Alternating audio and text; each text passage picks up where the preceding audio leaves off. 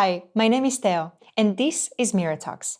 Here we have conversations with women who turn personal challenges into industry breakthroughs in health, hormone wellness, and advocacy. This podcast is powered by Mira, the hormone health monitor that helps you understand your body better and make informed, confident decisions about your health and future.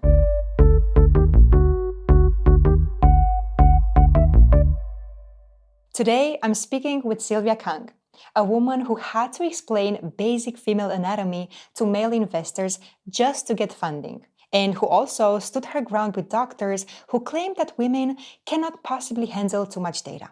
But Sylvia built a company that gives women exactly that, the clear, reliable data they need to make informed decisions about their own lives. And if you want to know how she did it all, stick with us till the end to find out.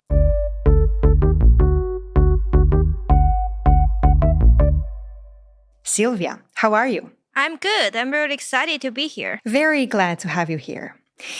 And hearing your life story will become the source of inspiration for many of our listeners. I'm sure about that. So in our conversation today, I would love to tell the story of how does one go from studying during early years of her life to become a pianist, to then going all the way to revolutionize the space of women's health. Because these two stories really sound like they belong to two completely different timelines. They feel so different from each other.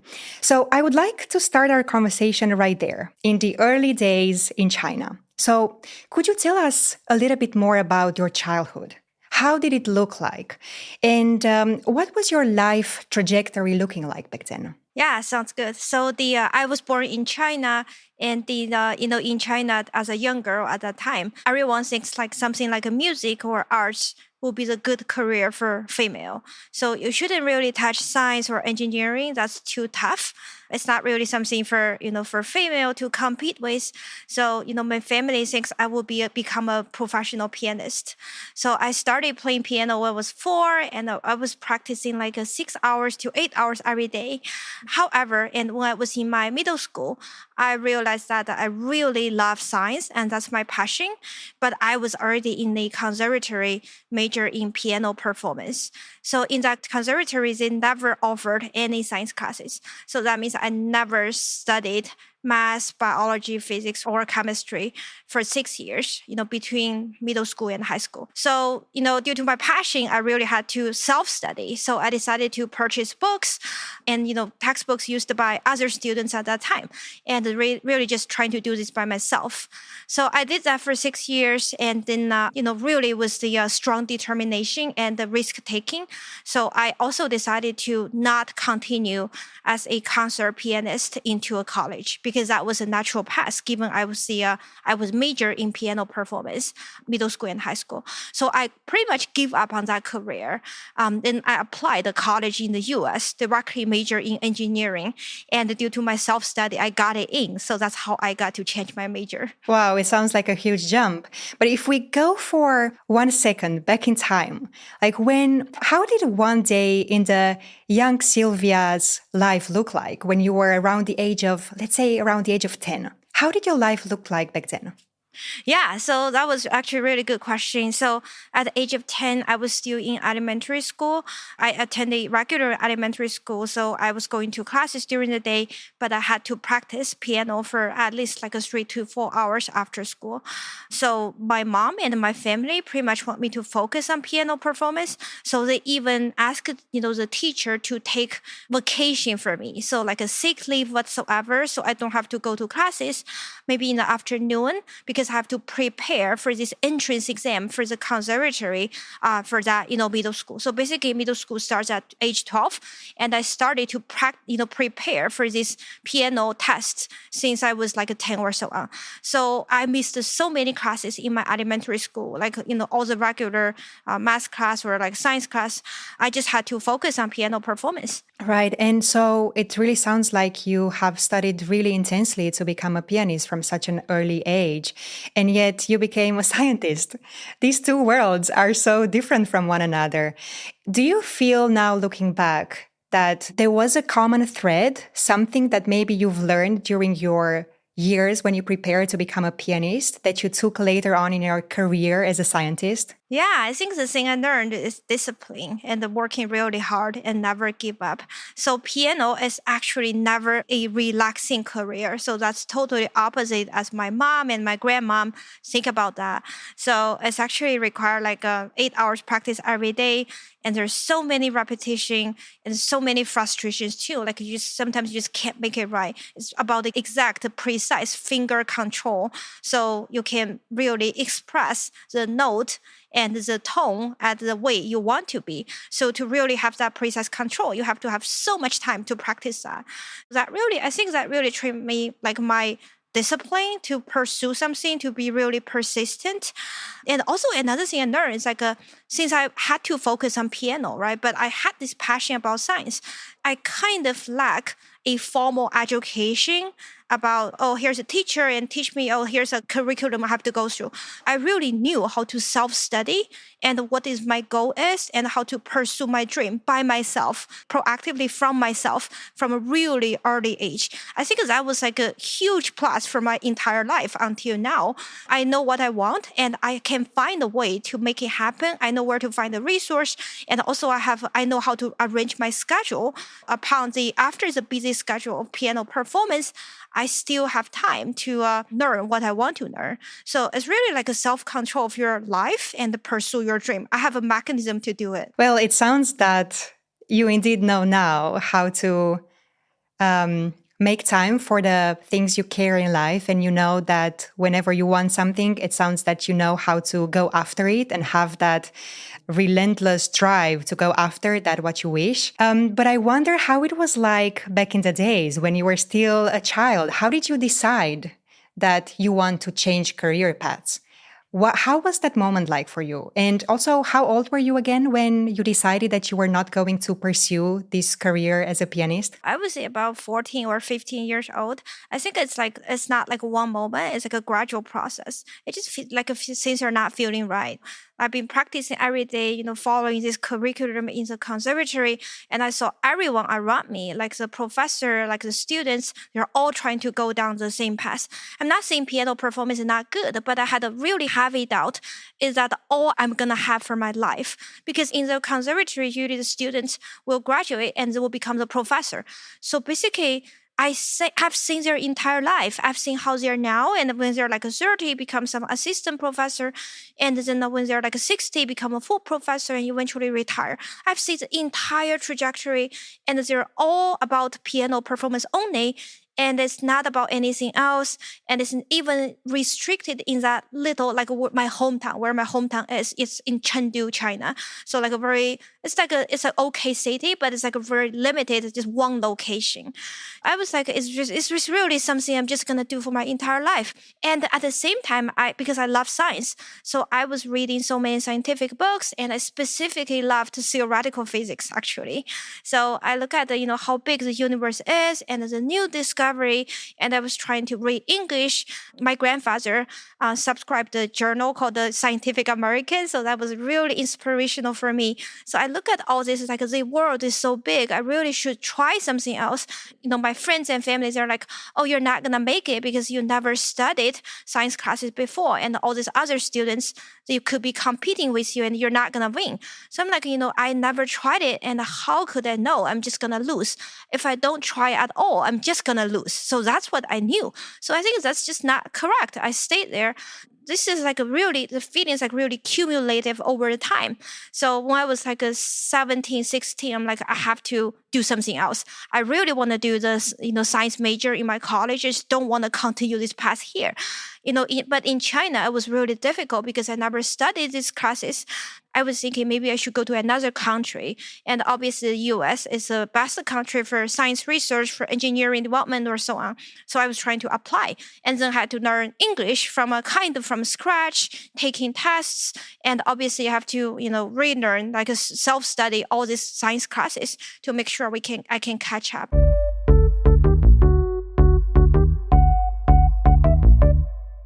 Right. And I would love to hear everything about your experience and how it was when you landed in the US. And I'm sure you came across a lot of challenges, not only while already building Mira, but also before that. But before we move there, I would still love to stay in this space where you're still living in China, where I heard you had a figure in your life that sort of inspired you and encouraged you in this in pursuing this new career path. So you mentioned your grandfather. Could you tell us a little bit more about him and how he influenced your path, the new path that you were going to embark on? Yeah, sure. So, yes, I live with my grandfather, and he was the first person doing biomedical engineering in China. He graduated from NYU, like from the US as well, many years ago. And then he brought this concept of biomedical engineering into China. And when I was born, and he was also the vice governor for our province. He was like a very scientific guy. He was a professor. He used to be a university president as well. Although in this big environment was like that, I was decided kind of determined to go to the piano performance career.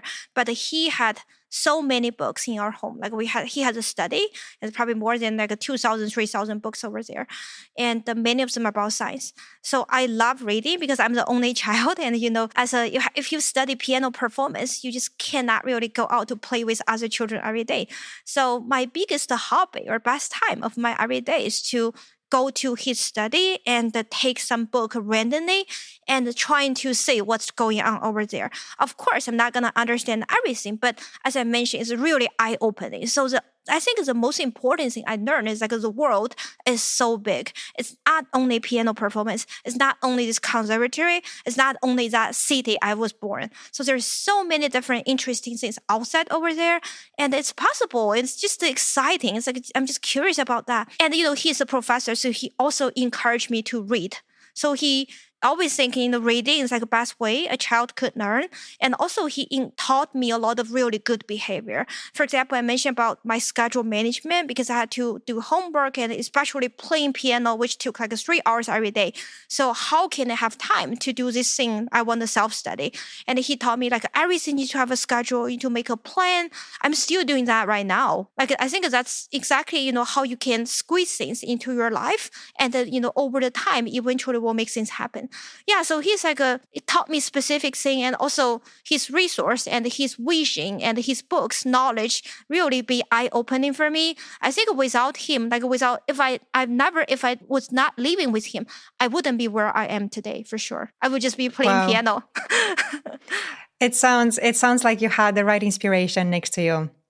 I had a grandfather like that. I can really resonate with what you were saying. But I cannot stop thinking that, well, you said you enjoy reading, right? Like it's one of your Yes. hobbies. And I just wonder now, can you still manage to find the time to read nowadays? Because you are managing such a large company like Mira and you're making such great impact. And you're also a mom and you're running, your family chores. So I wonder, can you still make the time to actually indulge in your hobby of reading?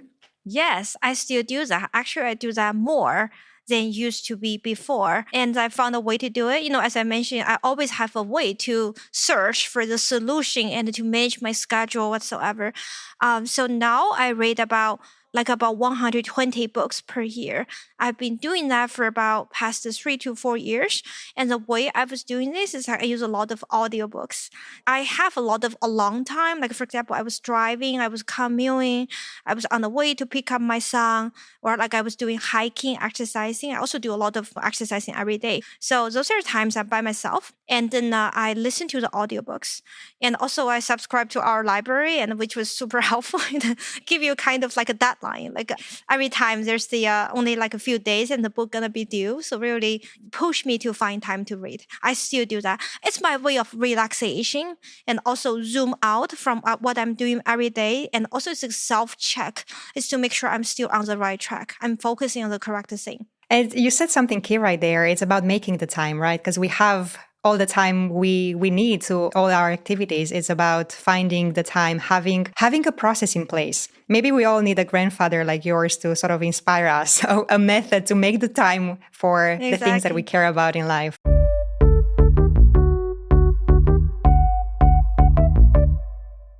I hear that your grandfather was a supporter for you, right? But I wonder, how did you explain your decision to leave the career as a pianist? How did you explain this decision even farther than your grandfather to your friends and your family? Nobody understood. I explained, but I don't think that was really working. But the good thing, like because of my grandfather and my family was really supportive actually about this decision.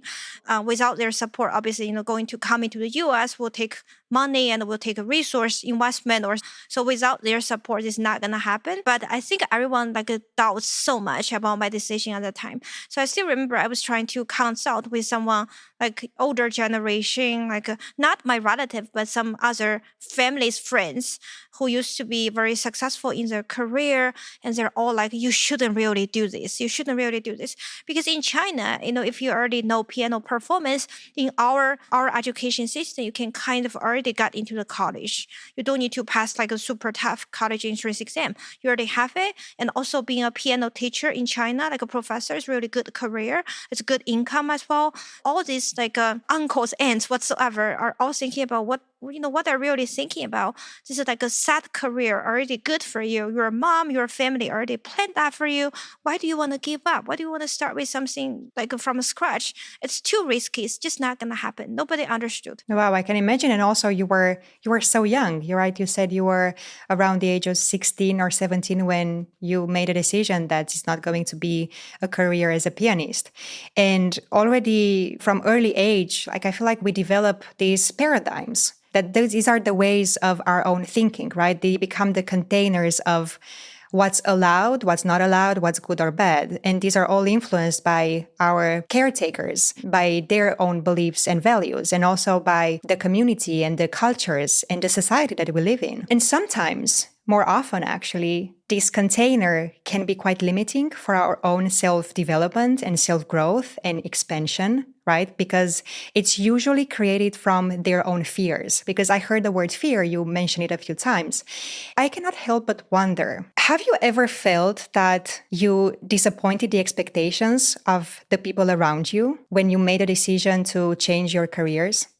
Yes, absolutely. So I think the best example is like later, maybe this is like a jumping the gun a little bit, but after I came to the US and I went to Columbia for PhD study for biomedical engineering. That was a fantastic university. But after a couple of years, I realized that I don't want to be a professor. So I think the best way is for me to find a job and then pursue or trying to explore what's in the industry I can do.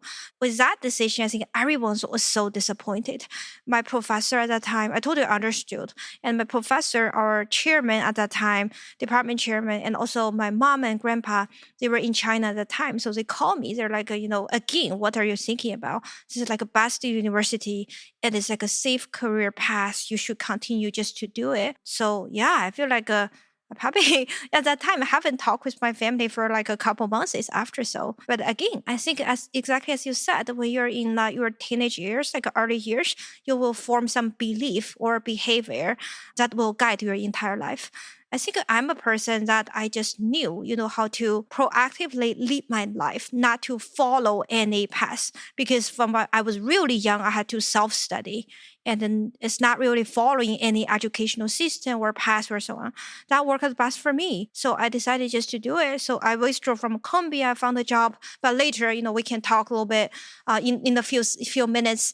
The career changed again. So that turned out to be really good. But yes, people were really disappointed at that time. It all turned out for the better, I'm sure. Like once, yes. Like seeing where Mira is nowadays, and also I'm curious to hear all about the future plans that you have with Mira.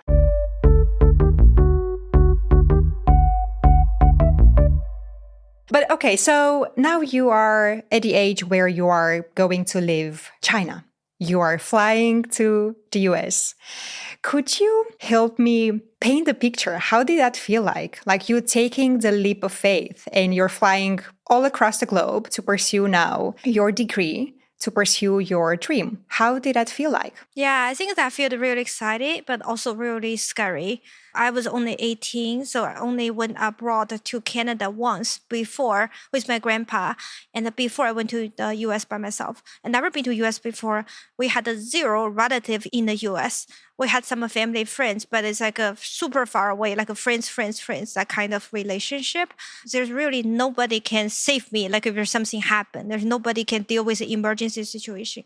So that was the case. And I went there, but I feel like I was really kind of, my excitement was overriding my fear because I knew right now I got into engineering major. It's not only piano performance anymore, but at the same time, there's a scary feeling about how I'm going to do over there. What I learned in China, was that really enough? Can I really compete with a kind of life I'm going to facing? So it's like it's like a mix of a lot of uncertainty about the life, uncertainty about if I can follow the curriculum, can I really be successful there? And also uncertainty about how I'm gonna live by myself. There's no mom anymore. Just some really detailed stuff. No, I knew little about cooking at that time. How am I gonna eat? Just things like that. I couldn't drive. Where am I gonna go buy, all this grocery whatsoever? I have to rely on friends in the future who I was not knowing at that time. So a lot of uncertainty, but I don't know. I feel like at that time, I just feel gut feeling was telling me that's the right thing to do. Yeah, I mean, it's the fear of unknown, right? It comes with a whole package, and our minds can start creating all of these concepts of what can go wrong. It's where the mind goes the first hand. But I wonder if you have any examples where these fears that you were imagining about being in a new country and being alone in a new country, if any of these fears actually came true, because I would love for the listeners to our podcast and our conversation to maybe inspire them a little bit, because we, as I said, we tend to have these fears that are just mind constructs. But I wonder if there was anything in particular that actually came to be a true experience for you, or Yes. was it all in your head, so to speak? It wasn't in my head. I was only 18 when I was flying from China to the US. So I think the biggest problem, or like some memory I can still recall, was that I think the loneliness and the kind of feeling like a helpless. I think that was the biggest problem for me. So it doesn't happen every day, but it will accumulate, like your stress accumulate. So after I came here, like for example, many new stuff, right? So that's stress. And also have to catch up on the curriculum, have to learn, have to do a lot of social, like make new friends. But the English was like, it's really theoretical. Like I learned on the book, I can take the test, but I don't know how to speak. I still remember when I just came here and they're asking you, how are you doing? I don't understand what that means, because in China, we only learn how are you. That's a formal, like an official language. If you say, how are you doing? What does that mean? I don't even know. So a lot of adjustment. What the toughest time came when there's a holiday, for example, Thanksgiving. So in my old university, that they will close a dorm in the Thanksgiving. So all the students need to go home, but obviously I cannot go home. So I met a really good professor and she found me an empty house. So basically that the owner was going for a vacation, so I can live in their house, just watch their house. And I didn't have a car, didn't have anything. So I went to Walmart, they took me to Walmart and I bought like a box of frozen foods I can put in the fridge, and every day I just microwave like a box. Every meal just microwave a That box. sounds like the perfect student meal. I remember those years also during uni time. Yeah, but that was become, after all this thing, like it will build something in your mind. So it become, over time, become really stressful. So sometimes when the emotion got to a certain threshold, and I still remember I was just basically just people just gonna melt down. I would start to think about why I'm doing this. It's so lonely here. It's so helpless here. So like no friends and everything's tough. And if I couldn't even think about my mom and grandpa. If I think about them, I feel like I'm gonna cry. Seriously, that feeling like when you're far away from home and you're facing all these challenges nobody understood. You don't have anyone to talk with. Every day there's something new, some new challenge there, something new scary will happen. And you think about, oh, now there's a sweet home and back home, and the mom and the grandpa always said, I will help you on everything. I will support you on everything. You have that feeling. So especially during And holiday time, I think it's really also tough. it's important to mention that during those years, just to also paint the full picture, it wasn't like we had access to like FaceTime and WhatsApp and all of these No, ways of communication as they are nowadays, right? Because no, nowadays it's so much easier to be an expat and do your studies abroad, right? Back no. then it was way too There's limited. no. Yeah, there's no. So you can do phone calls. Only thing you can do for a phone call, but it's super expensive. It's like $1 per minute or something like that. Probably more expensive. And I still remember my grandpa used to mail me letters because he wants to write me something. Talking on the phone is expensive and cannot go that detail. So he has a schedule. He used to write me every 2 weeks, like a mail letter. Oh, I can imagine the anticipation to read all of those letters. Yeah, I Yes. feel nowadays we lost touch with that. I would love to still be sending letters to each other. Yes. Those messages are more personal than FaceTiming Exactly, nowadays. right? And I can save them. I still save. My grandpa has already passed away, and I still save them. I have a box of his letters. Ah, that's beautiful. That's really beautiful that you're still keeping those. Yeah. And I can resonate with your experience because I'm also an expat. I am originally from Romania and I moved to the Netherlands over 10 years ago. But my story was a little bit more peaceful in the sense of how did I navigate loneliness because I moved here when my back then boyfriend, now husband, already lived in the Netherlands. And so, although we were not living in the same city, we were still very close by. We were, 1-2 hours train ride away from each other. So that loneliness, it's not something that I have experienced firsthand, but being away from home for the very first time during my early adult life, it did feel lonely because that connection that you are missing with your loved ones, with your family members, it's something that cannot be replaced by anyone. So in Of your course. case, yeah, with your grandpa, with your mom. So I resonate with that pain.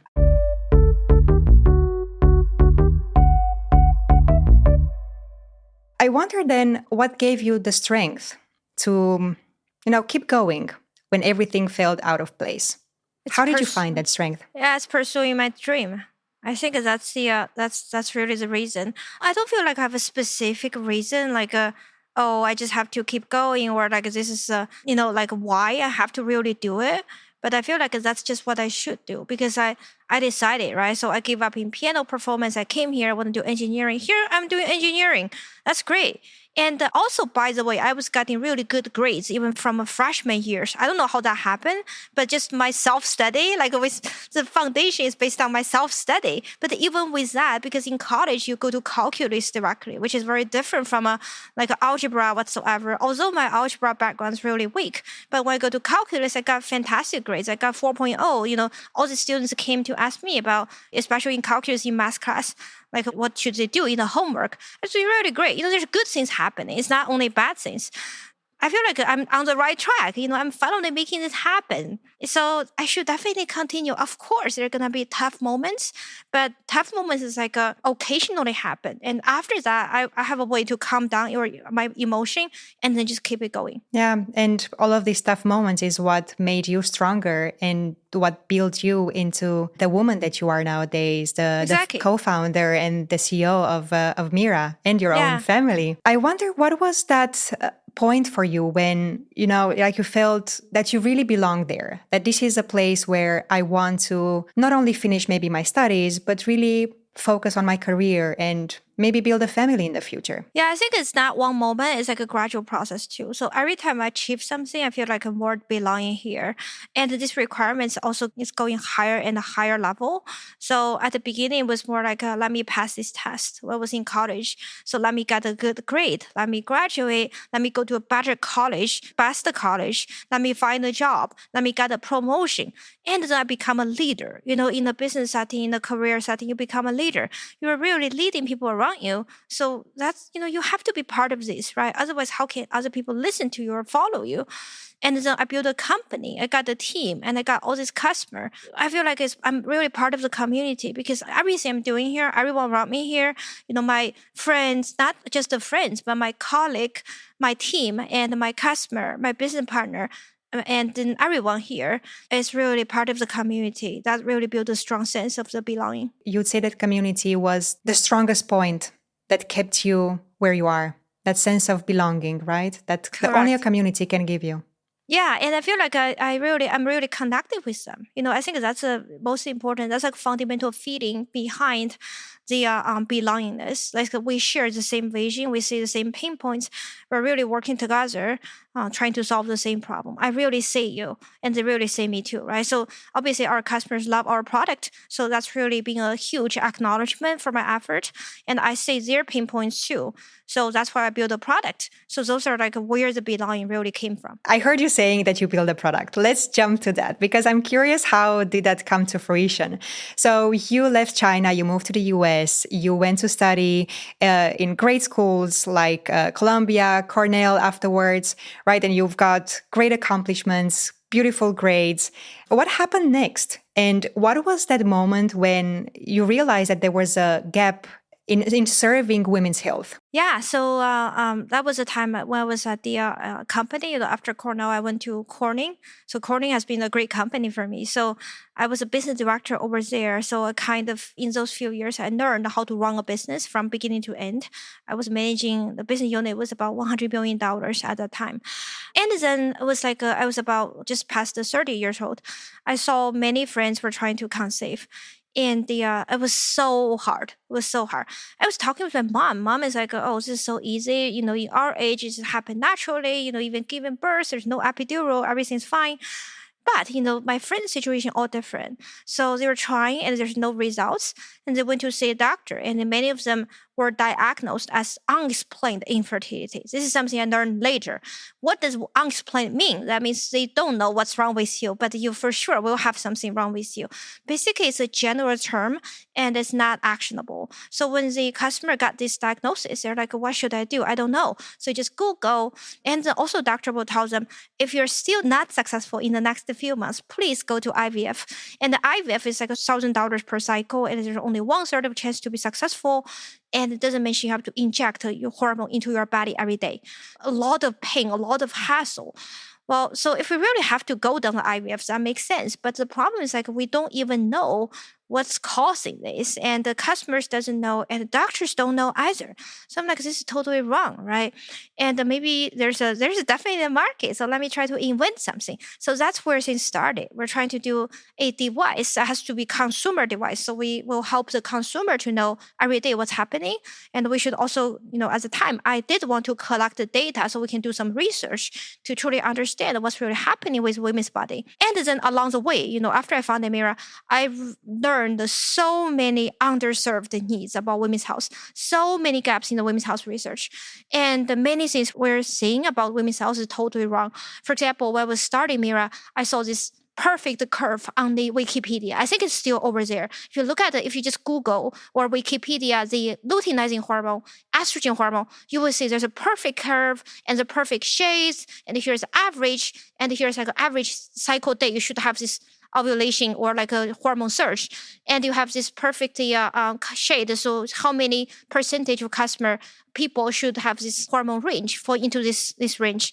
And when I started to have the Mira customer, and I realized everything's so different. Everything's so different, especially estrogen hormone. The normal range could be 10 times different. Someone could be 30 at the baseline. Someone could be 300 at the baseline. They're all called normal. So I think there's just a lot of myths along the road. So as the more I go, the longer I go down this path, the more I feel like I really need to do something. There's more to be discovered, and there's more myths to be really demystified. And before you had the tools that you later invented with Mira, having this fantastic at-home monitor to see what your hormones are doing almost in real life, how did you do the research? I mean, were you just having conversations just to find out what was happening among maybe your peers, your colleagues at a previous job? Because we know that there's not much research still to the day done on women, especially on women's hormones. Right. The demand, research about the demand, about the product feature. We pretty much interviewed some consumer and also did some doctor interview. And I think that consumer interview is really trivial if you look at from today. And I still remember the case where I interviewed a doctor, which is a friend, some friend was trying to help me. So introduce the OBGYN doctor and ask her, this is something you will think that will be valuable. And she said, I will hate that product because that product will give consumer too much data and they will ask me more questions. So I'm going to waste my time. I was so surprised or shocked by that answer. I was like, maybe I'm really on the wrong trajectory. That was my first impression.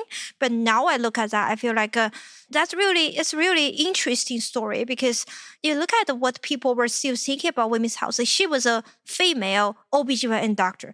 So the how much of lack of understanding or trust we have about consumer or how little or conservatively we predict where the market and the consumer awareness will go in the future at that time. And then about the technical research, as I mentioned, I think mostly coming from a Wikipedia, from some old paper, but pretty much the data were showing like perfect.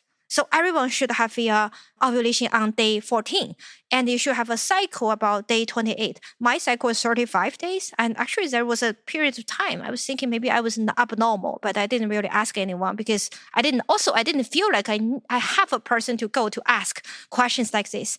And the hormone range is like a little fluctuation. Oh, there are some inter-woman intercycle fluctuation, but very tiny. So it's like a very clean cut. Basically, there's a clean profile and you just go with that. So that's how Mira started. And we used those database to build our first algorithm. Obviously, the ovulation prediction wasn't the most accurate given that, but soon we learned that and we start to adapt to machine learning and it will become more accurate. But that's really, how little foundation we had when we built the product. And you definitely spotted early on a huge gap in the needs of women when it comes to understanding better their own health. But I feel like nowadays, and we are so many of us, like we observe all of these gaps in many of the systems around us, not only healthcare, but more often the search stops there just by noticing the gap and maybe complaining to some of our friends and family about some of the unmet needs. But in your case, it was entirely different because you spotted a gap, you spotted an opportunity, and you went full on. I guess where I'm trying to get to with this question is really understand in a practical sense, what was your next step after you've identified a gap? Did you go and you spoke with someone about what you've just discovered? Or did you just go straight into, pitching it to some potential investors? How did that next step look for you? Yeah, so I think I was kind of naive at that time too. I was just thinking, great, here's a market gap and here's an opportunity, so let's build a product for that. I didn't really go further than that. And to build a product, this idea about putting a hormone tracking to consumer home, it's a medical device. And for medical device, you have to raise money. So we did some prototype. It was really interesting. I live in a tiny apartment in the Bay Area at that time. So we have to do this prototyping. So we bought a 3D printer. That thing, we put it in the living room. That was a one-bedroom apartment. It was so noisy. I don't know now, maybe a 3D printer is faster, but used to be at that time just printing something very small for Mira, like a shelf. What year was this? That was the 2015 or 2016. So that's when you planted the seeds for what is now Mira. Yes, 2015. Yes, exactly. So that was the time. And then we were printing this, and that thing is so noisy. It took like 48 hours just to print something like this size, like the Mira analyzer, the case of the Mira analyzer. That was where it started. And we showed around the investors. And actually, at that time, we're trying to say this is a digital health company because there was the trend at the time. Just like now, it's Bay Area really loves AI. At the time, loves digital health. Everything needs to be personalized, and we need to start tracking activity tracker at that time. So we started to do that. But I think this women's health angle, it wasn't called women's health. It's called fertility. That's another really interesting that I want to talk about. It's like at that time, everyone thinks about women's health equal to fertility. So basically, for women, your health is just fertility. Outside of fertility, you don't need to worry about anything about your health. Fertility company was not welcome. I think for now, probably still very difficult to raise money. So all these investors fertility, Yes, there's so many OPKs already on the market, and they cannot sell well. It's so competitive. It's such a busy market. How can you really win? And then if we go a little bit deeper to say, well, this is not only an OPK, it's a hormone testing. Why do you need to test the hormone? Why do you need to get a quantitative number for your hormone? It went nowhere because that's too complicated. And For everyone to understand, you mentioned OPK, that stands for Ovulation Predictor Kit, right? Yes, correct. Those the test strips you can buy over the counter, and they will usually, it's very thin that you pee on the stick, and it will show you 1 line versus 2 lines. You can view that by naked eyes. So that was the immediate association between fertility and any other way Correct. of measuring the actual hormones. Correct. Right. That's the only thing. So there's no one thinking about you should measure the hormone because they don't say any implication of the hormone. Why do we need to understand that? And why there's a need? There's no demand in healthcare, no demand in the direct-to-consumer. Fertility company too busy in the market, right? So then when there's a male investor, if we go a little bit deeper about why you need to test the hormone and what we found, like the hormone fluctuation was so big, it went nowhere. It's like they will ask like a very trivial question, or I look at their eyes, I know they don't understand it, or I know they even not interested in this. It's like a foreign language suddenly become another different language, or they will feel like, oh, my wife just got pregnant very easily. I don't believe anyone will need this device. So that was really the knowledge or like the belief of the capital market at that time. Wow. When you were describing how that conversation with the male investors went, it just reminded me, I had a conversation with a friend of mine who also pitched a similar product to male investors, also in the space of women's health, having to do with periods and all sorts of things that men cannot yet fully understand the importance of these things. And so she told me that she actually went to speak to the wives of the investors. And that was the conversation that moved the needle. Yeah, I think for the understanding, I think the male investors just don't have a personal feeling about, why this needs to have a help, needs to have a, bring some help in there.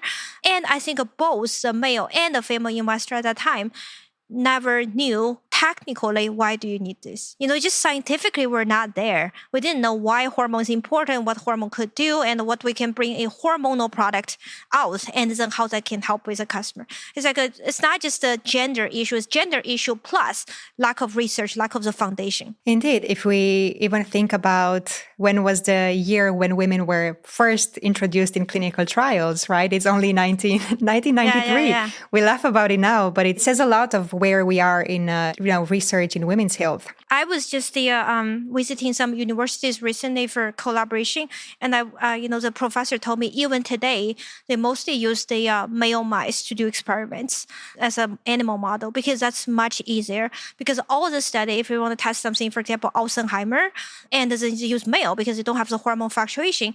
But they recently found if they introduce a hormone fluctuation like in female mice, and actually that affects the likelihood to some blood vessel could be blocked and the Alzheimer occurrence rate. So definitely that's clinically important. But I just want to say that even we were introduced in 1993 for a clinical study, even until today, many studies for other diseases are still using the male model only. Yeah, it's the male model or postmenopausal women, right? Where we don't have fluctuations in hormones, so that it becomes a lot easier to run all this research. I mean, it gives a lot more control. We get that. However, how do then the results become relevant to the larger population when in reality we have half of the world's population being women? How do we make considerate choices and decisions when it comes to women's health when we don't have the exact data that fits their own profile?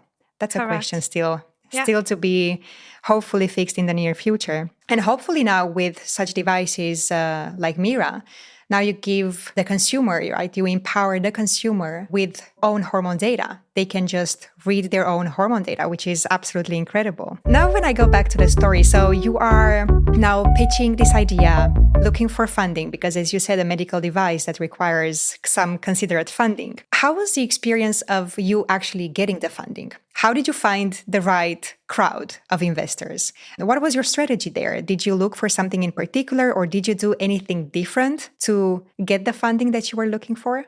Yeah, so we mostly set this company as digital house. So that's what I mentioned.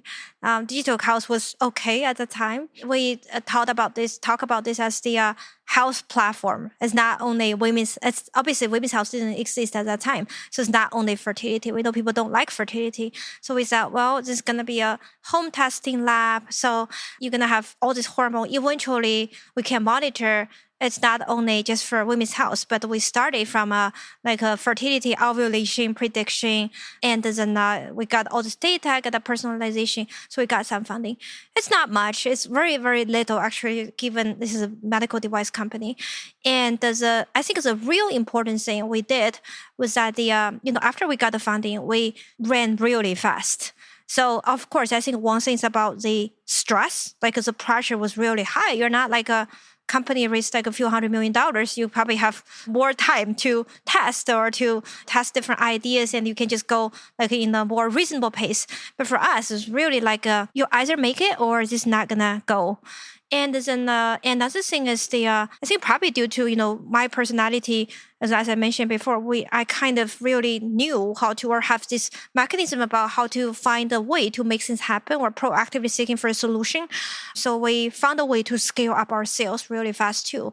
So the sales really growing, and when the company has a sales and has a product market fit, everything became easier. But at the same time, the pressure is there, right? When you have investors, you're not only responsible for the company, but you also become responsible for the investments that have been made in the company. Of course. If I'm doing now the math right, wait a second. So you left the country around the age of 18. Now you should be somewhere in your mid-30s. Am I 40. right? I'm 40 this year. Congratulations. You look very young though. So I meant that during that time when you were just starting Mira, like in the first years of building Mira, that's when you were in your early mid-30s, somewhere around that age. Yes, right? Yes, like a 30, 32, 31. Yeah. Because you were so close to the research in hormone health, and by that time, you already know so much about hormones.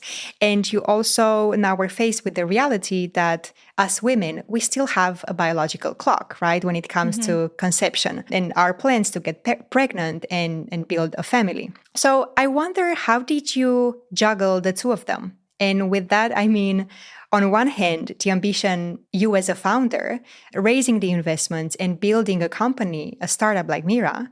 And then two, the vulnerability of you as a woman who also had plans in the future to conceive and build a family. Yeah, I think the initial reaction was like every other woman, like my friends. That's why I started Mira. Delay that.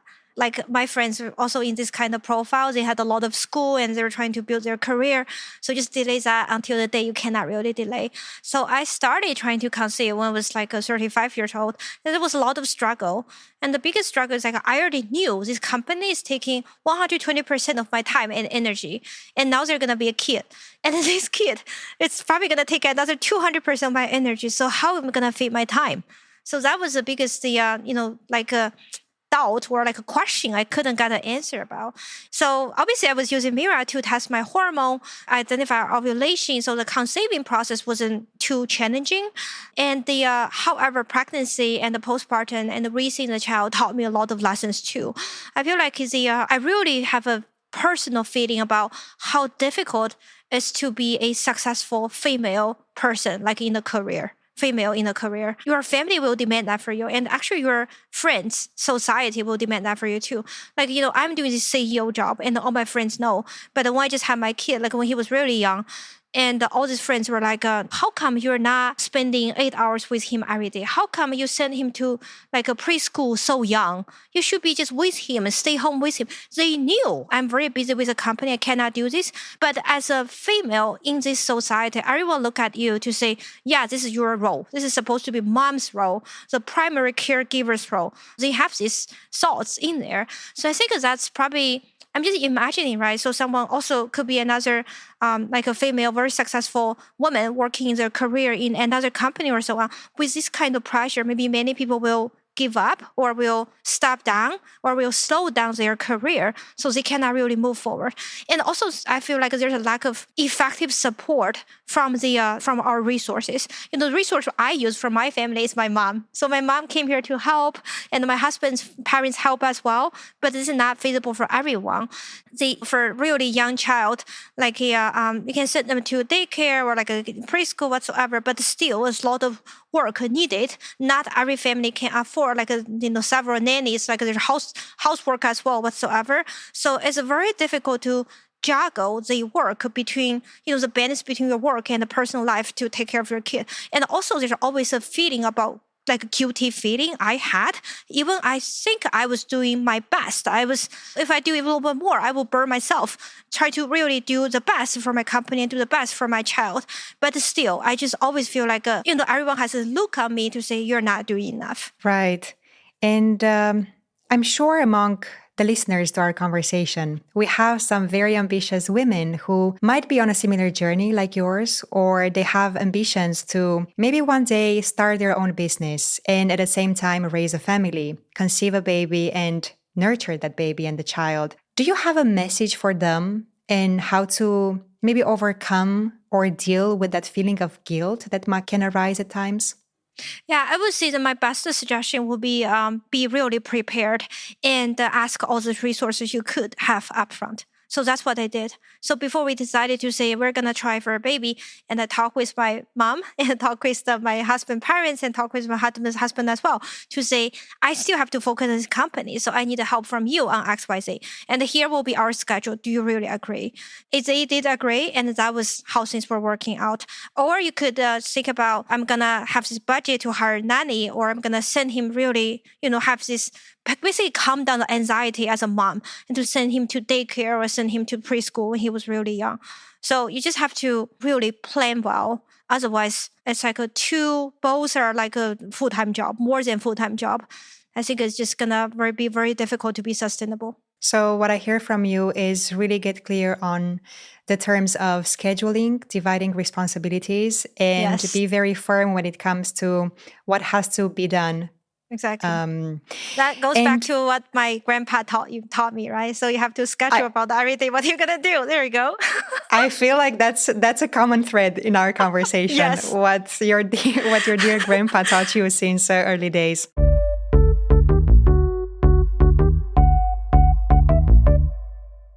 And I wonder now, becoming a mom, like how did this experience even enrich your realization that you've created something of such value for future consumers of Mira? Yeah, I think that definitely gave me more compassion about my customers because most of them are in this age and also having kids.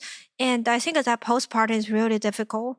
For me, you have to lose weight and you want to get back to shape, you want to get back to your energy, and there's a child crying there all the time. It's like a full-time job over there. And also this mood swing, like when your estrogen dropped and you feel like so depressed. And the work, you have to catch up back onto work. You feel like you're missing out things over there.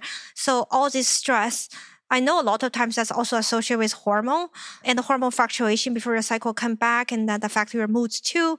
So I feel like really women need some care. This is not about women's health as a research. It's more about women's health as a personal care, as some compassion, as some love. We need a little bit more love here. Seriously, we need a little bit care here. We need a little bit understanding. So this product is for that. We're still, every day we're re-innovating, trying to improve, makes the product even better for our customer. I think that's where the idea and inspiration and also drive came from. That's definitely give me that feeling.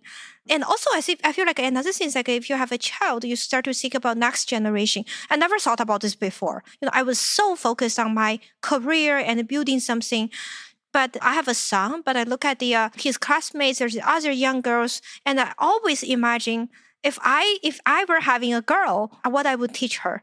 And I feel like still there's many things I saw going to the girl's mind about, okay, they focused like a fairy tale and focus on some, I don't know. It's not saying those are bad, but not enough encouragement to live something very brief life. It's still a lot of things about, girls should be soft and should be protected. But, those things are kind of discouraging them from pursuing what they want, to make the ask and to make things happen, to really plan for that, make it happen, do it. You can do it, not wait for another prince to come to save you. That kind of feeling, I feel like it's really lacking. And also I feel like this might be a little bit far away, but when I was going to a lot of panel discussion, I feel like there's a lot of younger generation of the college students whatsoever, and they want to become something, they really want to do things. I can say that from their eyes, but they have never seen any role model, especially like a female, like in entrepreneurship, in women's house, even like an Asian female. They just don't say that, and they don't feel like this is relevant for me. It's like in this country, in this society, I just not gonna make it happen. The chance is too small. I better just work on a stable job at Google. So they will go there, right? So they need to see more role models like this. So I feel like I really, my work, not only just creating Mira, but really trying to voice for this women's health awareness, to be a strong woman, to really make your dream, pursue your dream, overcome the challenge, become more meaningful. Exactly. You are paving the way for the next generation to come. And again, I can resonate so much with what you're saying, because this was also one of the reasons why I get to do the work that I do, not only being the host of the Mira podcast and having this conversation with inspiring women just like you, but also being a menstrual cycle coach. One part of me becoming that was that I want to pave the way for the next generation, for the girls that I hope to have a better upbringing when it comes to education, health education, and just menstrual cycle awareness, and having easier conversations around the topic of everything that concerns periods, bleed, hormones, pregnancy, postpartum, you name it. All of these words that we once considered taboo, and there are still so many people that are still considering it taboo. So we have to make a change. We have to make a difference there. So this year you're celebrating 10 years of Mira, right? You've started in 2015, and so it's been quite a journey. Could you help us paint a picture a little bit of how Mira started and how it has evolved over the years? So you mentioned ovulation being the first central point. Yeah, the central point in the very beginning. How did that evolve? Because now I heard you talking about more hormones, not just LH.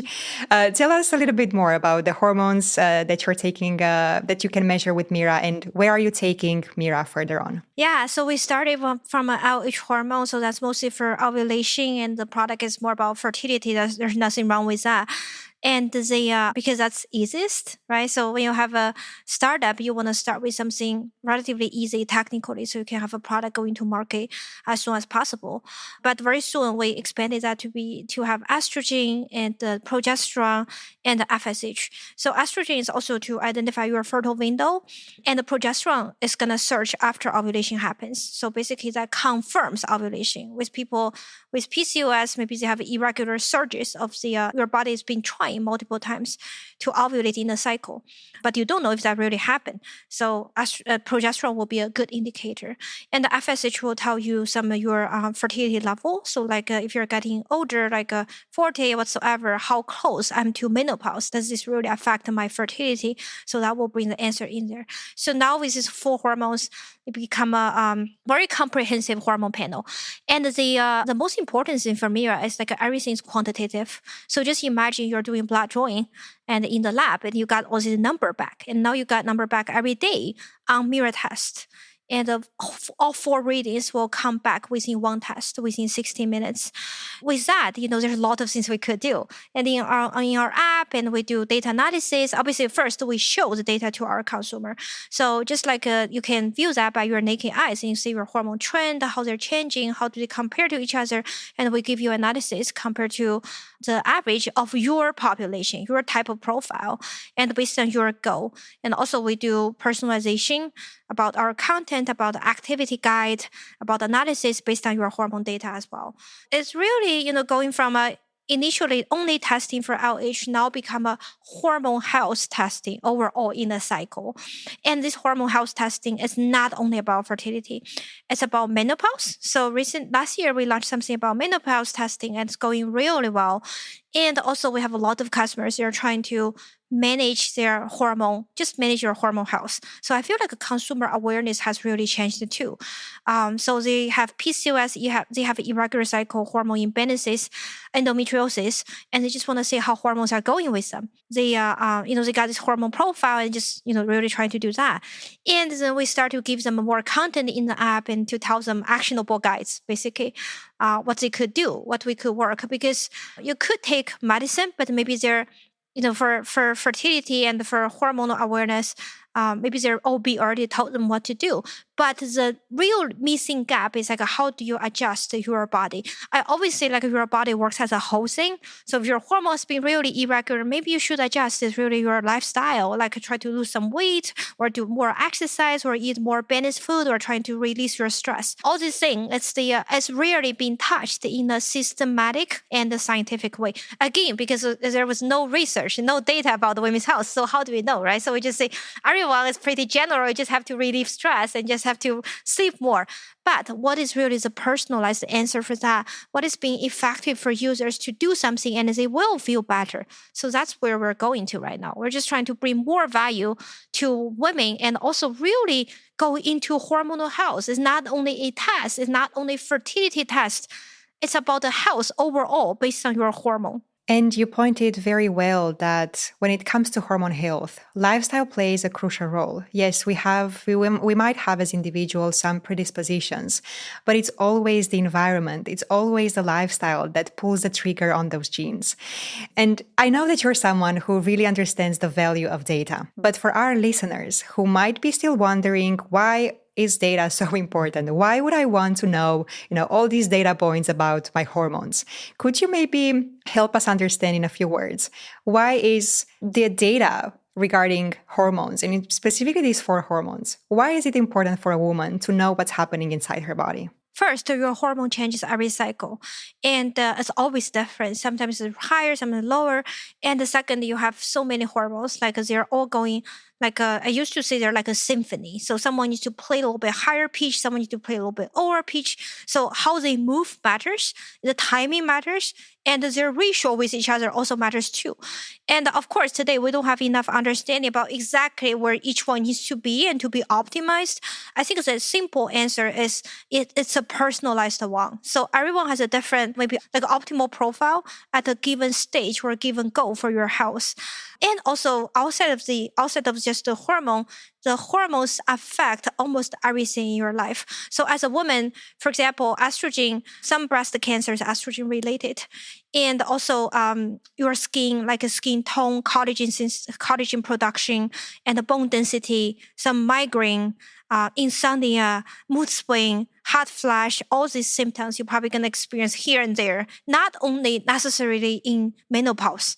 And I think, for example, I got that when I was postpartum, like a hormone was dropping, and I even got the cysts growing in my breast, which was super scary because hormone changes. So all this for a woman, all these things will affect your life and affect how you feel. That's really important, right? But we never researched that before. So what we can do, start to do is first to observe what's really in us, and you will find some pattern. Just think about, imagine you have activity tracker. It's tracking your sleep, right? So you're not the sleep expert. You're not professor researching sleep for like 20 years already. But you look at your sleep data, you will understand. You will find something interesting for sure. And you will say like, oh, maybe this thing affected my sleep quality. When I sleep better or sleep such a longer time, or like a REM sleep gets longer, I will feel X, Y, Z. Hormone is the same thing. And while building Mira, I'm sure that you came across some of those stories from users of Mira and the products that really made you feel very proud of your accomplishments. I wonder, maybe you have a story that you can share with us, something that really made you say, yes, this is exactly why we are doing the work that we do here at Mira. Yeah, exactly. So yes, we got many stories from our customers, and I think there's a recent one really impressive. It's like I got a letter, like more like a card, like an invitation card of the baby shower from someone. That was mailed to our office address. So I was like, who is this, right? So I don't have any friends for having a baby shower. And actually that lady is the user of the Mira. And she said that she was so hard to trying to conceive for many years. And they almost gone to IVF. And then she was using Mira. And then she realized some unique characteristics of her cycle. And then with that, she was able to conceive with her baby. And then she really had a heartfelt appreciation to us, and then she wanted to invite us to her baby shower. And there was a register over there, it was like a beautiful card. Yeah, so I still save that card and I send it to our entire team and have it, at my home. I think that was like so amazing. I put it in my living room over there. That's such a beautiful story. Another letter. I feel like this is becoming one of Yes. just another pattern in our conversation, another thread. That's really beautiful to see the impact that the product that you've created has on someone's life like that, and also having customers like that. You mentioned community being very important to you earlier in our conversation. And I feel like this is, again, another thread that is coming around community, because only if you manage to create a strong community around Mira and the users, someone would return that feeling back, right, by writing a handwritten letter. Really, really powerful.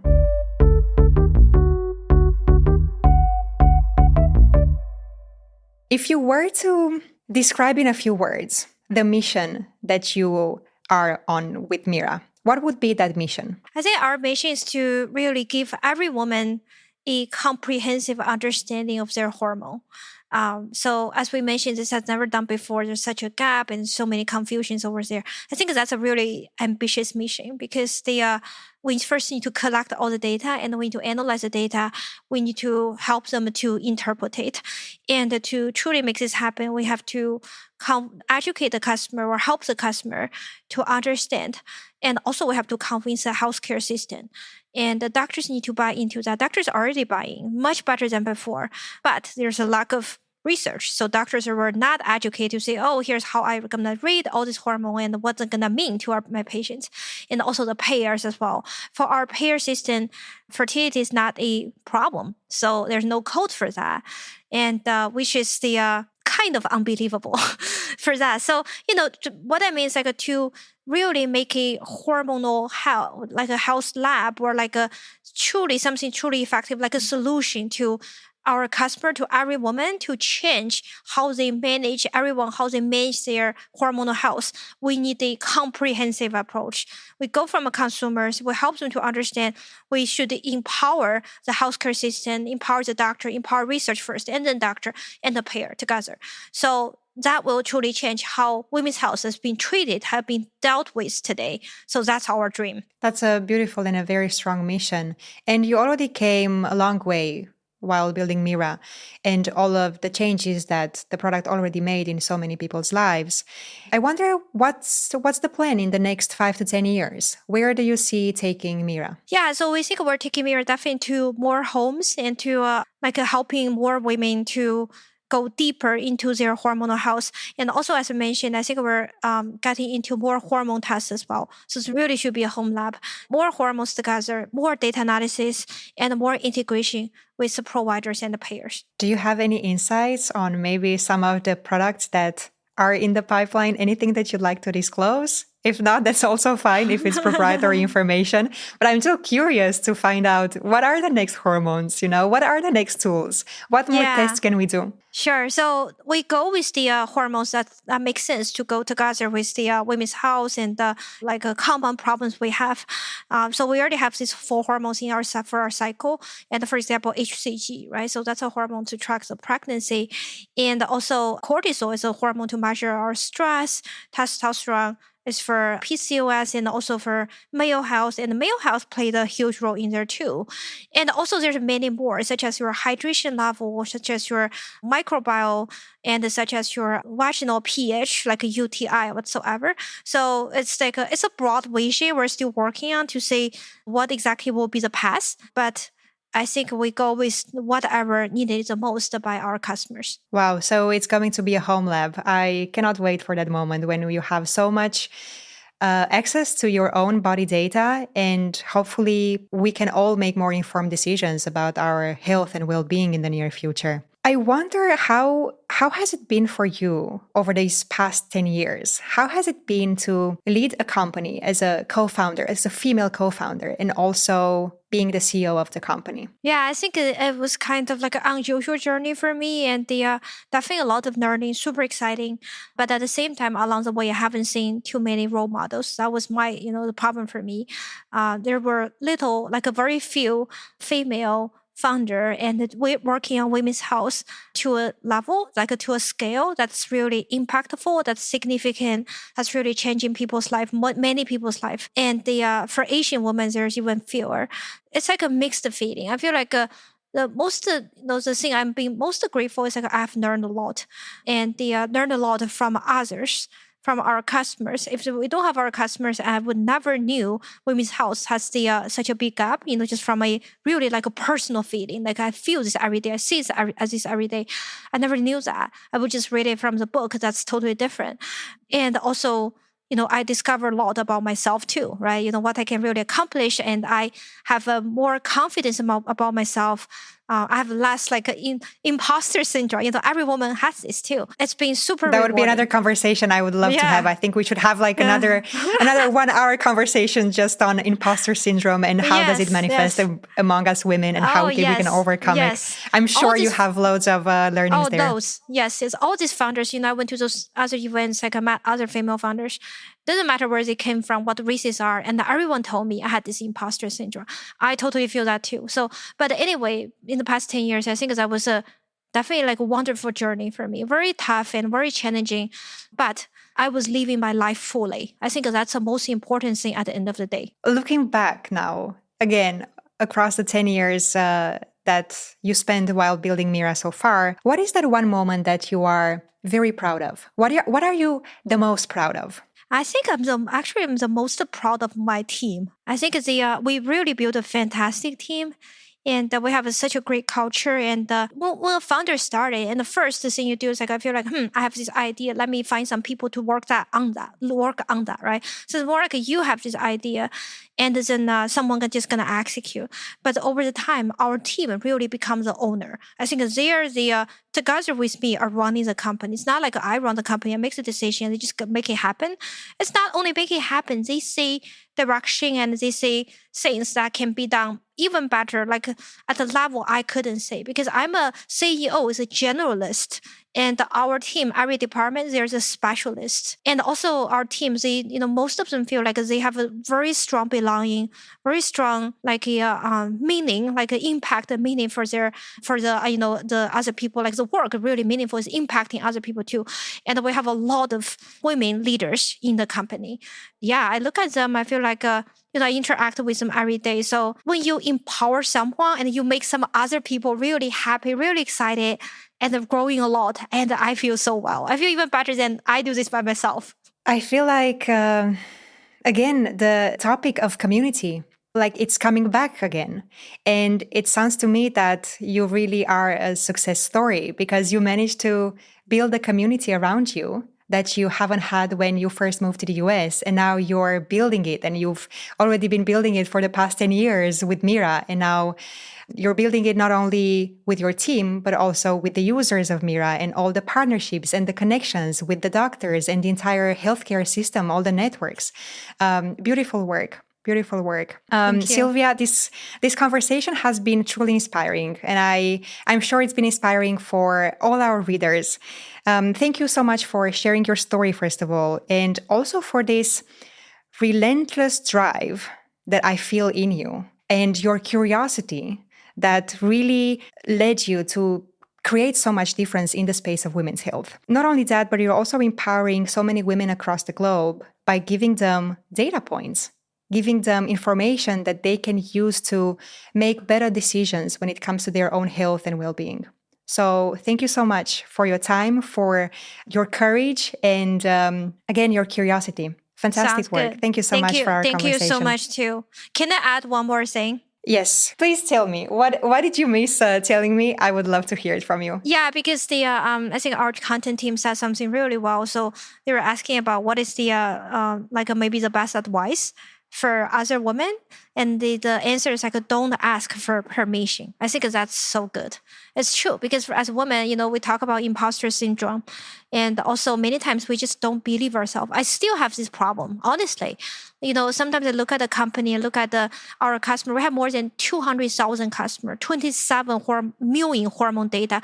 And I told people this is like the biggest hormone data bank in the world, which is true. And I look at this, I'm thinking about, is this really something I built, right? Maybe this This is because some other reason. But just looking along the way, I think the most important thing is like every time I think about I want to do something, I go ahead and do it. I never ask other people permission. If I ask permission, can I really study engineering, not piano? I will be just playing piano. If I ask a question like, can I go to industry to accumulate some work experience, but not pursuing my PhD, then I will be probably gonna be in the university right now.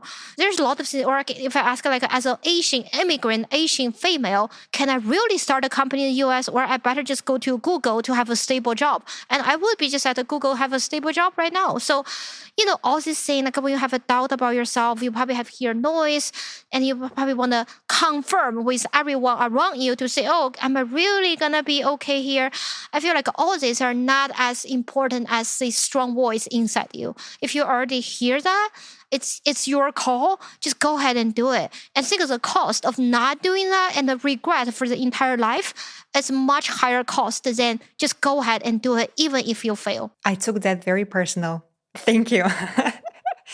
Really, really well said. We are going to make sure that it's in the final clip. Sure. Now, if you don't mind, we have a few questions that we are going to ask you, and we would prefer if you could give us like a short answer to these. All right? Okay. What do you wish someone told you about your body at the age of 18? Your cycle is not supposed to be regular, not supposed to be like a 28 days per cycle, and ovulation happen at it's 14 days. So basically, personalization is the most important thing. Everyone's different. Tell us a moment when sex ed didn't prepare you for the real life. That's the time of trying to conceive. Sex ed told us you should avoid pregnancy. If you just don't avoid, you're going to get pregnant tomorrow. And when you're really trying to get pregnant, and the people are joking about this, trying to conceive is the best way of birth control right now. So and you will realize it's not going to happen. And you don't know why. You don't know what to do. Yeah, I remember. That really resonates with me as well. The reality is entirely different. Yeah. All right, another question. What was your personal aha moment that shaped the work you're doing today? To see how my product really helped with a customer. There were many challenges along the way of the startup. So every time I feel like it's like a really tough on me, and I look at the customer story, and they give me the power to continue. What myth or stigma do you most wish you could erase for good? Women's health is not a niche. Women's health is 50% of global population, and women's health is associated with many, many common conditions such as cardiovascular, Alzheimer, bone density, some common problems everyone has. Only 3% of the fundings are going to female founders, which is unfair. Oh, absolutely. Is that still the case today? So it's still 3%? I wondered then how it used to be back in the days when you were raising the funds. Oh, I think like 10 years ago. Yeah, what was a raising fund is definitely like that. I don't know what's the stats, but I can totally say that.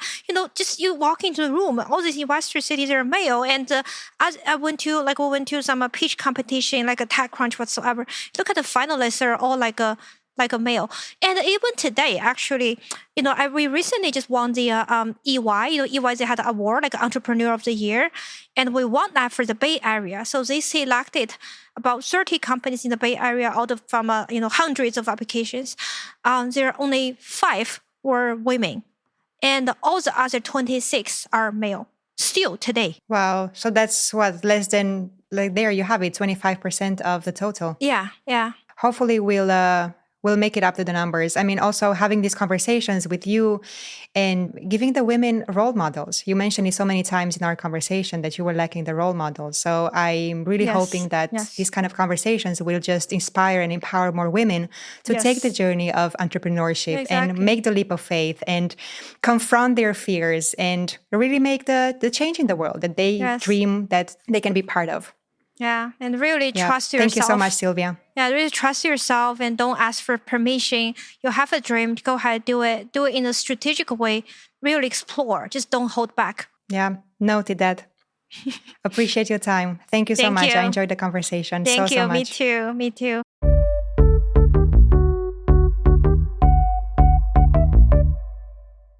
This was Mira Talks. Subscribe on YouTube or wherever you're listening to podcasts. And if this episode spoke to you, don't keep it to yourself. Tap the likes, hearts, and stars, but most importantly, hit share. Send it to a friend, drop it in a chat group, or post it to your stories, because every share helps more women learn more about their bodies and live their lives free from the limits of shame.